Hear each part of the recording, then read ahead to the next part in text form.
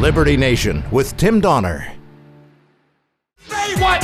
Say what? Say what? One more time. We commence the proceedings with our signature segment, Say What? And this week, the entire impeachment exercise is one big say what. So let's dive right in. The 2020 election, folks, cannot come soon enough. Is this what the voters voted for? A party granted control of the U.S. House of Representatives and has done only one thing so the voters can say, I put these people in charge of the law, and all I got was this lousy impeachment. With Speaker of the House Nancy Pelosi now no longer able to hold off the scorched earth leftists who've effectively seized control of the party from her, the Democrats have finally and fully made their bed, and now they're going to have to sleep in it. There's no turning back now. Impeachment will dominate the political landscape from here to November of next year, at which point the voters will deliver their verdict on a party that has done nothing but try to impeach and a president who's produced a rising economic tide and driven his enemies to the point of madness. Impeach him before he even takes office. Impeach him for firing Comey. Impeach him for Russia. Impeach him over the Emoluments Clause. Impeach him for being out of his mind. We'll invoke the 25th Amendment. Impeach Kavanaugh. Remember that one last week? Impeach Trump over whatever. We'll think of something else. Do they actually seriously think this is what the voters want? Have they even bothered to consider the folks in the heartland, the folks who got Trump elected, the folks who need to be turned back their way if they have any hope of avoiding another 4 years of this man who's driven them beyond drink? You can bet those people in Michigan and Wisconsin and Minnesota and Iowa and Ohio are watching in horror at what has become of one of our two major political parties. It's become a steaming cauldron of impeachment and of socialism, a nightmare from days gone by for anyone who's lived long enough to remember the disastrous consequences of unrestrained socialism, tyranny, misery, death. They want to take even more of your money, a lot more of it, maybe most of it, so they can seize control of your health care, your air conditioner, ban your car, get rid of airplanes. They think you shouldn't even be allowed to eat meat anymore. Part and parcel of a D.C. swamp that's become such a self-satisfied, insulated echo chamber, nobody's paying attention to the people who get up every day, work hard, and play by the rules. Talk about a wall. The Democrats oppose an actual border wall, while they build a wall of denial and deception and deceit, an impenetrable wall which forever averts their eyes from the lives and fortunes of everyday Americans, working in record numbers in a vibrant economy, fears of joblessness largely dispelled.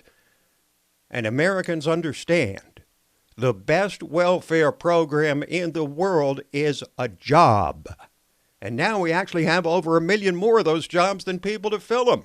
It's true. You can look it up. So, this just, I don't even know how to react anymore. Comey leaks, and we wind up with a 2-year-long special counsel investigation. Some cowardly mole in the White House leaks that Trump is doing things he doesn't like, and the New York Times runs banner headlines and a multi-part series on it. This whistleblower leaks, and now we get impeachment. Seeing a pattern of leaking here and what they produce? Like a permanent ruling class, these swamp creatures from the D.C. lagoon rear their heads and throw national security to the wind if they feel threatened by a man like Trump who calls them out and exposes them to the light of day for all to see. The whistleblower, or more precisely permanent bureaucrat, deep state operative, who leaked details of the conversation Trump had with the Ukrainian president, possessed no first-hand knowledge of the call, and yet, in a spectacular breach of national security, This operative, hiding behind the veil of anonymity, collected second and third-hand accounts and media reports to file a complaint certain to be swallowed whole by a bloodthirsty Congress and media drained of every remaining ounce of credibility. Of course, the Democrats called for immediate impeachment without even seeing the transcript. They were not expecting Trump to release the transcript of the call, and when he did, it showed that the quid pro quo they alleged, foreign aid withheld from Ukraine unless the Ukrainian president ordered an investigation of Joe Biden, was a figment of their vivid, Trump-deranged imagination, which has been working overtime and double shifts from the moment Trump was elected president. Now, this is all you really need to hear to prove the point. The point about their Trump-deranged imagination. Listen to the active and deranged imagination of the House Intelligence Committee chairman, the bug-eyed Adam Schiff, who opened his congressional hearing, this is his opening statement, with his personal, fantastical interpretation of the Trump-Zelensky call. We've been very good to your country, very good. No other country has done as much as we have. But you know what? I don't see much reciprocity here. I hear what you want. I have a favor I want from you, though. And I'm going to say this only 7 times, so you better listen good. I want you to make up dirt on my political opponent, understand lots of it. On this and on that. I'm going to put you in touch with people, and not just any people. I'm going to put you in touch with Attorney General of the United States, my Attorney General, Bill Barr. He's got the whole weight of the American law enforcement behind him. And I'm going to put you in touch with Rudy. You're going to love him, trust me. You know what I'm asking, and so I'm only going to say this a few more times, in a few more ways.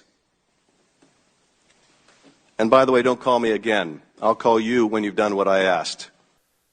Pure fantasy. But if you thought that was unbelievable, listen to Congressman Schiff explain away his breathtaking fantasy. As an aside, my summary of the President's call was meant to be at least part in parody. Parody.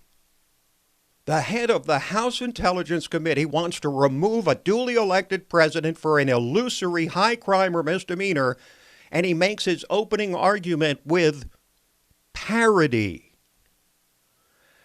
But I suppose we should hardly be surprised. On Wednesday, Adam Schiff said the quid pro quo alleged in the whistleblower complaint was an impeachable offense. Then on Thursday, after the transcript was released showing no quid pro quo, he said he doesn't need a quid pro quo to pursue impeachment. Of course he doesn't. Anything will do. We'll condemn the man and then backfill and find a crime we might be able to pin on him.